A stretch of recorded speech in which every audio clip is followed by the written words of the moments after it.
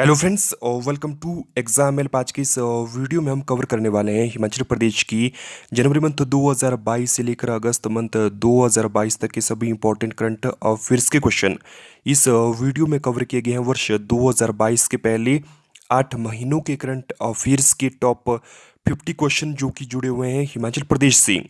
और ये सभी क्वेश्चन काफ़ी ज़्यादा इंपॉर्टेंट रहने वाले हैं हिमाचल प्रदेश की उन सभी कैंडिडेट्स के लिए जो अपकमिंग टाइम में हिमाचल प्रदेश में सेक्रेटरीट क्लर्क या फिर किसी दूसरे कंपटीशन एग्जाम पर अपीयर होने वाले हैं। और इन सभी क्वेश्चन की पीडीएफ का लिंक आपको मिल जाएगा एग्जाम हेल्प की ऑफिशियल फेसबुक पेज पर। इस पेज का लिंक दिया गया है इस वीडियो के डिस्क्रिप्शन बॉक्स पर। आप उस लिंक पर क्लिक करके एग्जाम हेल्प के ऑफिशियल फेसबुक पेज पर विजिट करके इन सभी क्वेश्चन के फुल पीडीएफ को वॉच कर सकते हो। हाल ही में सोलन से संबंधित किस महिला ने माउंट एवरेस्ट फतेह किया है? इस क्वेश्चन का राइट आंसर रहने वाला है ऑप्शन ए बलजीत कौर के द्वारा।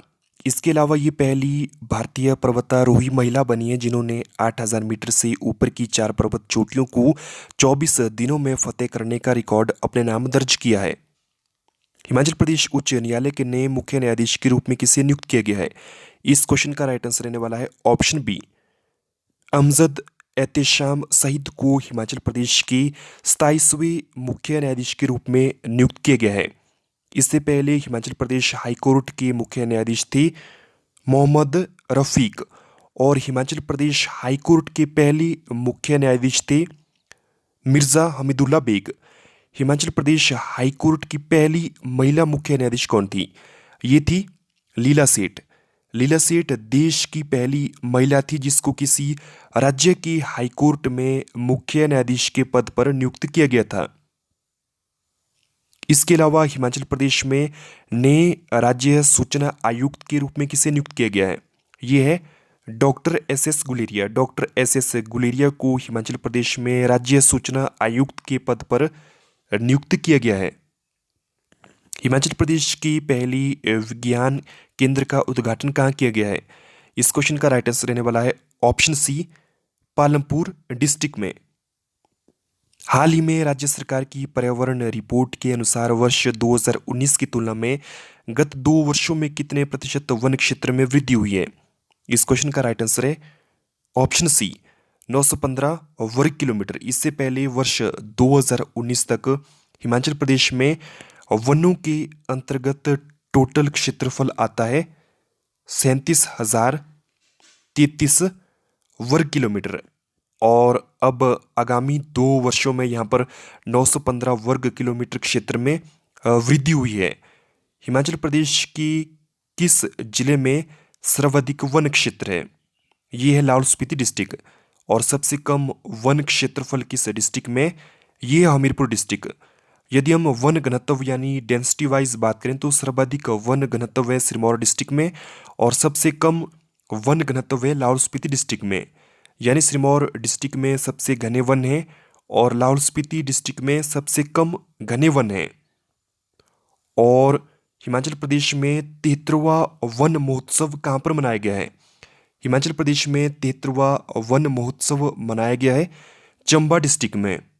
और हिमाचल प्रदेश वन अधिनियम किस वर्ष पारित किया गया था? ये पारित किया गया था वर्ष 1982 के दौरान। हाल ही में चंबा में शुरू मिंजर मेला, इसको शुरू करने का श्रेय किस शासक को जाता है? इस क्वेश्चन का राइट आंसर है ऑप्शन सी साहिल बर्मन। 10वीं सदी के शासक साहिल बर्मन को चंबा का प्रसिद्ध मिंजर मेला शुरू करने का श्रेय जाता है। और इस चंबा के मिंजर मेला को हाल ही में अंतर्राष्ट्रीय मेले का दर्जा दिया गया है। नारी को नमन किस राज्य की योजना है? इस क्वेश्चन का राइट आंसर है ऑप्शन सी हिमाचल प्रदेश राज्य की। इस योजना के तहत हिमाचल प्रदेश की सभी महिलाओं को एचआरटीसी यानी सरकारी बसों में ट्रैवल करने पर किराए में 50% की छूट दी जा रही है। किस राज्य सरकार ने सरकारी स्कूलों में 9वीं से 12वीं कक्षा की हिंदी एवं संस्कृत पुस्तकों में गीता का सार पाठ्यक्रम में शामिल करने की घोषणा की है? इस क्वेश्चन का राइट आंसर है ऑप्शन सी हिमाचल प्रदेश सरकार के द्वारा। हाल ही में जोड़जी मेले का शुभारंभ हुआ है, ये हिमाचल प्रदेश के किस जिले का सबसे बड़ा मेला है? इस क्वेश्चन का राइट आंसर रहने वाला है ऑप्शन सी सोलन डिस्ट्रिक्ट का। सोलन डिस्ट्रिक्ट में ये प्रत्येक 3 वर्षों में एक बार मनाया जाता है 2 सप्ताह तक। हिमाचल प्रदेश के किस जिले में बुनकर सेवा एवं डिजाइन केंद्र स्थापित किया जाएगा? इस क्वेश्चन का राइट आंसर है ऑप्शन ए, कुल्लू डिस्ट्रिक्ट में। हिमाचल प्रदेश का पहला ग्रीन हाइड्रोजन मोबिलिटी स्टेशन किस जिले में खोला जाएगा? इस क्वेश्चन का राइट आंसर है ऑप्शन ए, चंबा डिस्ट्रिक्ट में। और इस ग्रीन हाइड्रोजन मोबिलिटी स्टेशन में हाइड्रोजन का निर्माण किया जाएगा। और यहाँ पर जिला प्रशासन चंबा और एनएचपीसी लिमिटेड के बीच ज्ञापन समझौते पर हस्ताक्षर हुए हैं। इसके लिए 200 एकड़ क्षेत्र में 300 किलोवाट का grid connected ground mounted solar PV plant स्थापित किया जाएगा और इससे उत्पन्न ऊर्जा का उपयोग इलेक्ट्रोलाइजर में हाइड्रोजन के उत्पादन के लिए किया जाएगा। कांगड़ा के बाद अब वर्ष 2022 में कहां पर वॉर मेमोरियल बनाया जाएगा? इस क्वेश्चन का राइट आंसर है ऑप्शन बी, हमीरपुर डिस्ट्रिक्ट में। हाल ही में हिमाचल प्रदेश का पहला वर्चुअल ट्रैफिक कोर्ट कहां पर खुला है?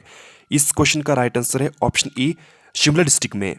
पहले ड्राइविंग के दौरान यदि आपका चालान कटता था तो आपको चालान का भुगतान करने के लिए कोर्ट में विजिट करना पड़ता था, लेकिन अब इस वर्चुअल ट्रैफिक कोर्ट के खुलने के बाद आप अपने चालान का भुगतान ऑनलाइन कर सकते हो और आपको कोर्ट में आने की कोई ज़रूरत नहीं रहेगी।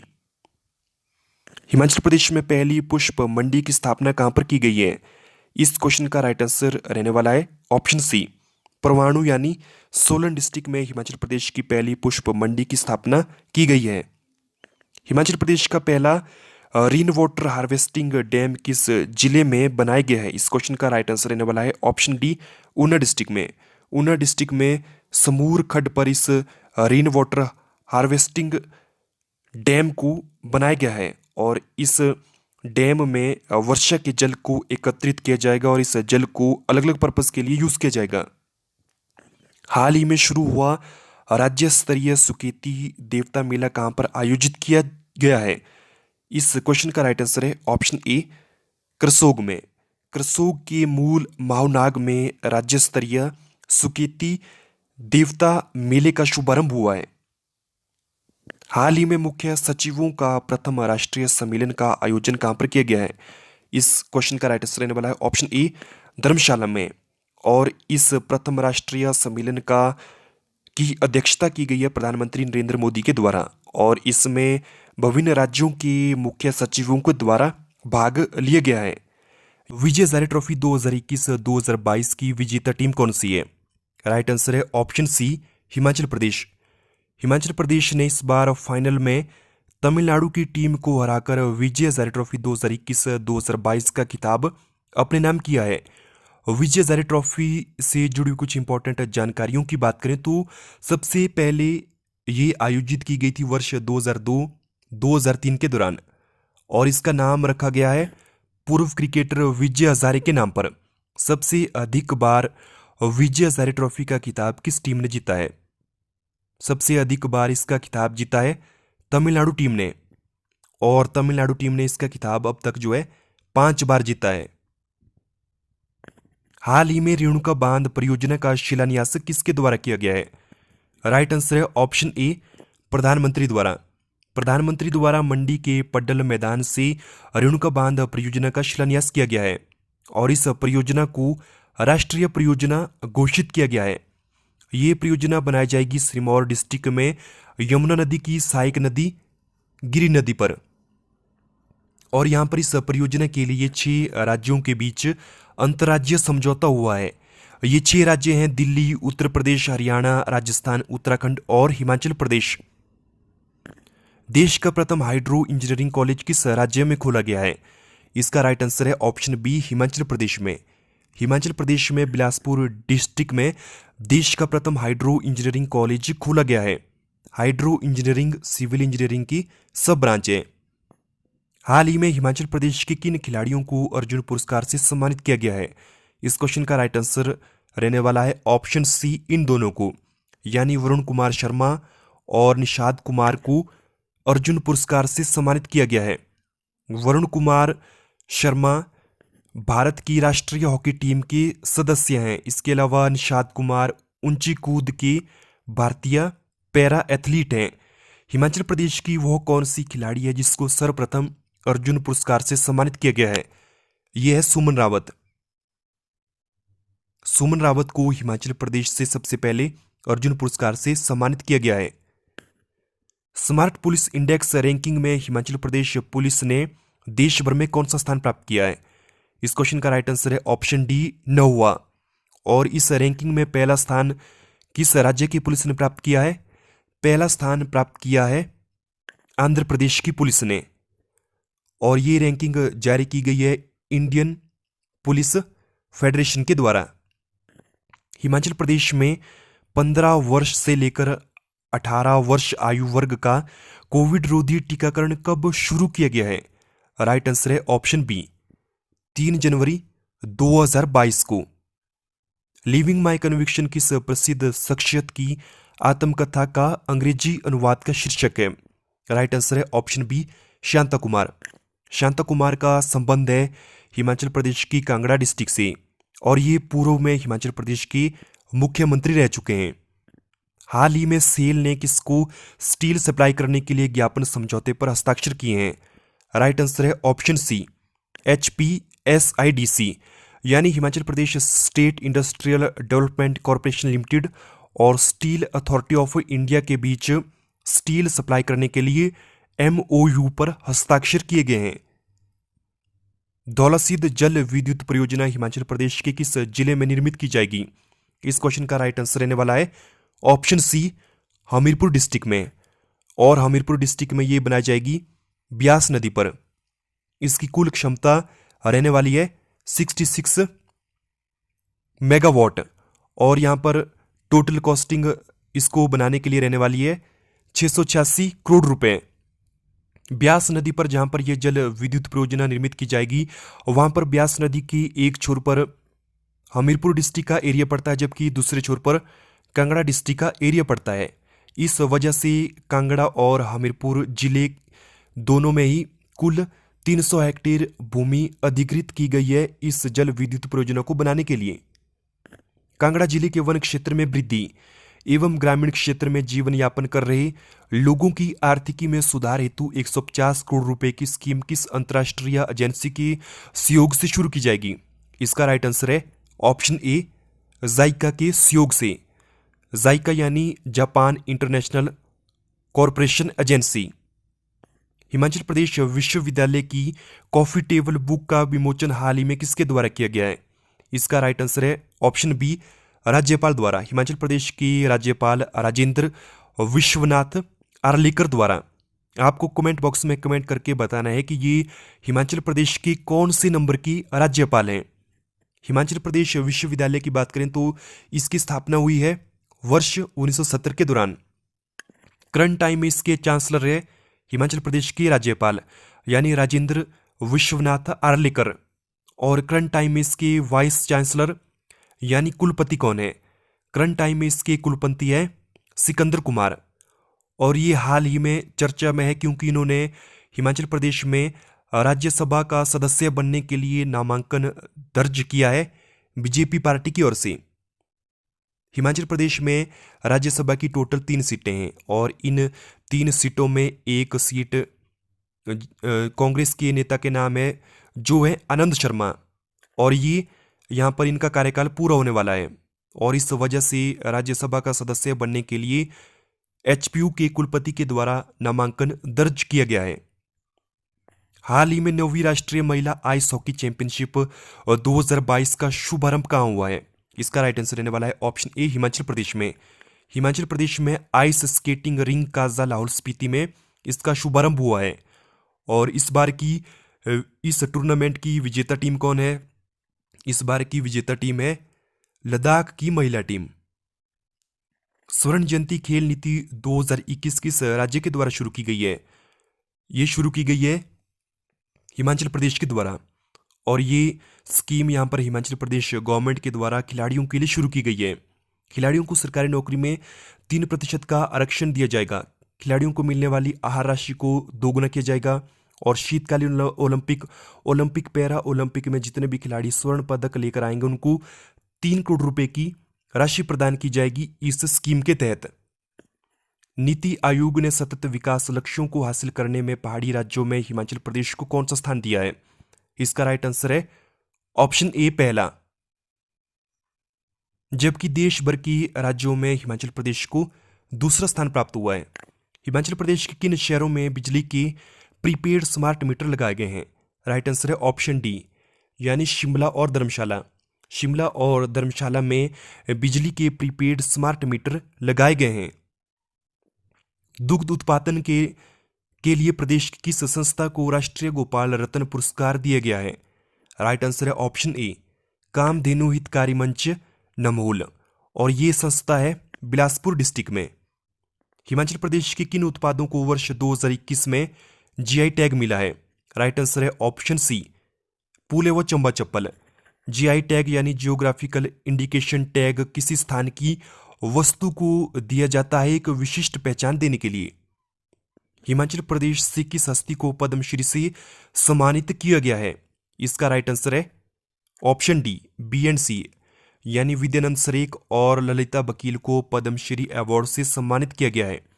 विद्यानंद सरेख का संबंध है हिमाचल प्रदेश की सिरमौर डिस्ट्रिक्ट से, और इन्होंने अनेक लोकगीतों, नाट्यों और लोक साहित्यों की रचना की है।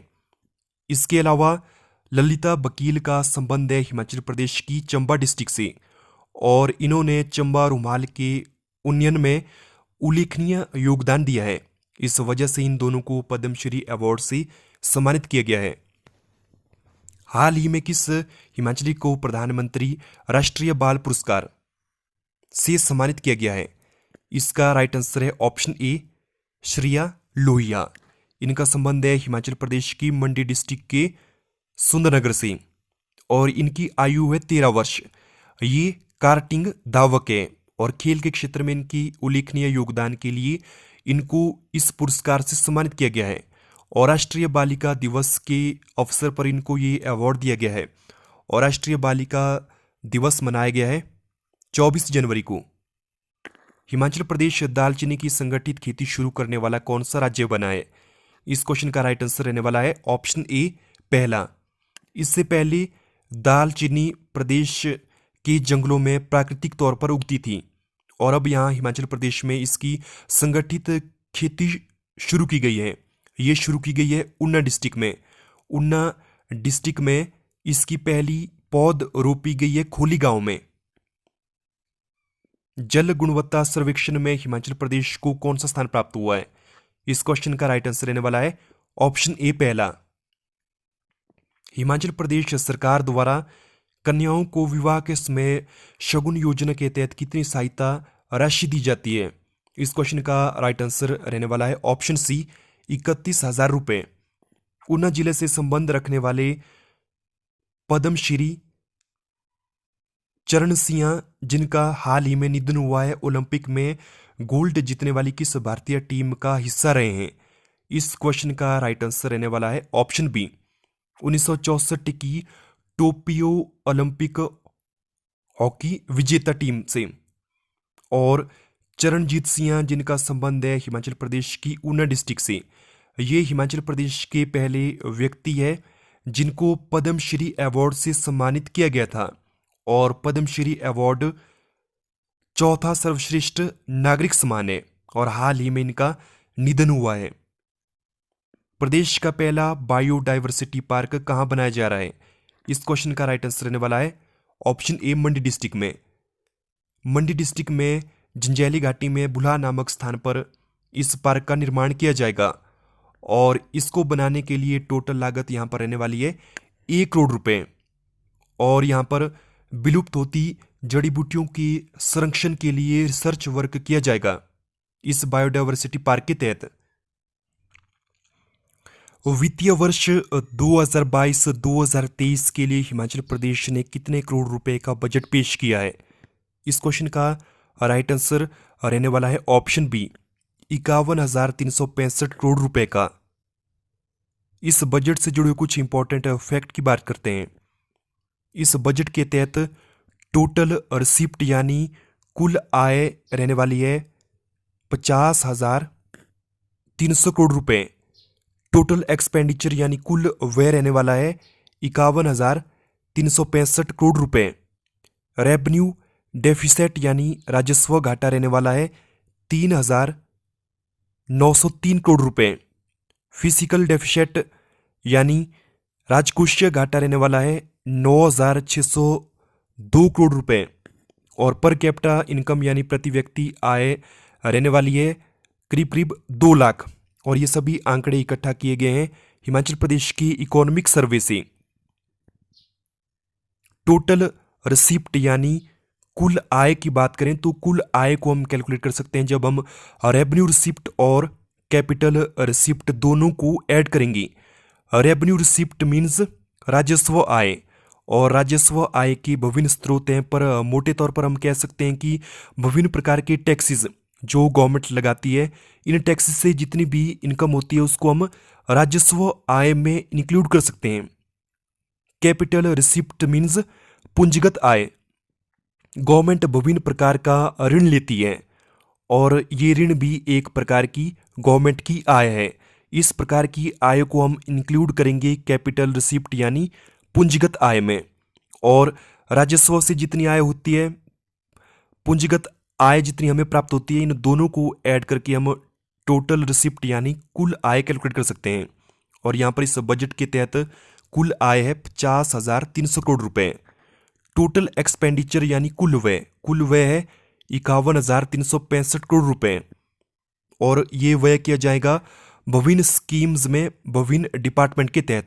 और टोटल एक्सपेंडिचर यानी कुल व्यय को हम कैलकुलेट कर सकते हैं रेवेन्यू एक्सपेंडिचर और कैपिटल एक्सपेंडिचर को ऐड करके। रेवेन्यू एक्सपेंडिचर मीन्स राजस्व व्यय। सरकार विभिन्न योजनाओं के लिए खर्च करती है। कुछ स्कीम्स ऐसी होती है, उन स्कीम्स से सरकार को कोई भी प्रॉफिट नहीं होता है, जैसे सरकारी विभाग में किया गया खर्च, विभिन्न प्रकार की सरकारी सब्सिडियां। इस प्रकार का व्यय रेवेन्यू एक्सपेंडिचर यानी राजस्व व्यय में रखा जाता है। इसके अलावा कैपिटल एक्सपेंडिचर यानी पूंजीगत व्यय में उस प्रकार का व्यय रखा जाता है जिससे कुछ इनकम प्राप्त होती है गवर्नमेंट को। For example, Himachal Pradesh government उद्योगों का निर्माण करती है, तो इन उद्योगों से वह इनकम जनरेट कर सकती है। उद्योगों में जो व्यय हुआ है, इस व्यय को हम इंक्लूड करेंगे पूंजीगत व्यय में। और इस प्रकार से हम यहाँ पर टोटल एक्सपेंडिचर कैलकुलेट कर सकते हैं। रेवेन्यू डेफिसिट यानी राजस्व घाटा, ये है 3,903 करोड़ रुपए। और इसको हम कैलकुलेट कर सकते हैं जब टोटल रेवेन्यू एक्सपेंडिचर से हम माइनस करेंगे टोटल रेवेन्यू रिसिप्ट को। टोटल रेवेन्यू एक्सपेंडिचर मीन्स राजस्व व्यय, जो व्यय हिमाचल प्रदेश गवर्नमेंट के द्वारा किया गया है उन सभी कार्यों के लिए जहां से हिमाचल प्रदेश गवर्नमेंट को कोई भी इनकम नहीं हो रही है, उससे जब हम माइनस करेंगे टोटल रेवेन्यू रिसिप्ट यानी राजस्व आय को, जो आय विभिन्न प्रकार से टैक्सेस से प्राप्त हो रही है। और यहां से हम कैलकुलेट कर सकते हैं रेवेन्यू डेफिसिट यानी राजस्व घाटे को। ये कितना है? ये है 3,903 करोड़ रुपए। नेक्स्ट है physical deficit. Physical deficit means राजकोषीय घाटा, और ये है 9,602 करोड़ रुपए। और इसको हम कैलकुलेट कर सकते हैं जब हम टोटल एक्सपेंडिचर से माइनस करेंगे टोटल रिसिप्ट को। जब हम कुल व्यय में से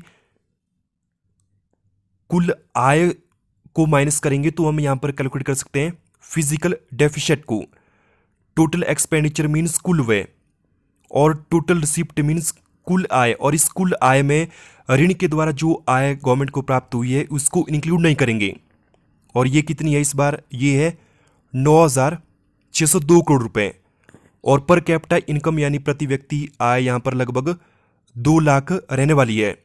ये थे बजट 2022-2023 से जुड़े कुछ इंपॉर्टेंट फैक्ट। ये आपको याद रखने, डायरेक्टली आपसे पूछा जा सकता है कि टोटल रिसिप्ट कितना है, टोटल एक्सपेंडिचर कितना है, रेवेन्यू रिसिप्ट कितना है, फिजिकल डेफिसिट कितना है, कुल व्यय, कुल आय, राजस्व घाटा, राजकोषीय घाटा कितना है इस बजट के दौरान।